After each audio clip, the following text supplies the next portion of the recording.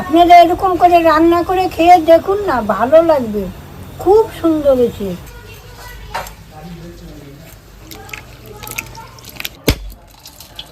বাহ, এবার আমি কাঁকরোলটা ভেজে নিচ্ছি।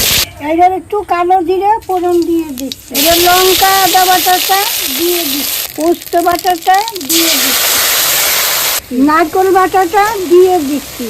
এবার পরিমাণ মতো নুন দিয়ে দিচ্ছি, পরিমাণ মতো হলুদ দিয়ে দিচ্ছি, একটু কাশ্মীর লঙ্কা দিয়ে দিচ্ছি। এবার সর্ষেটা দিয়ে দিচ্ছি।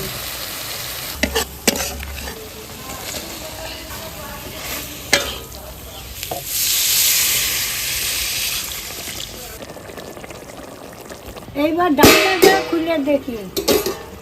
হ্যাঁ, হয়ে গেছে।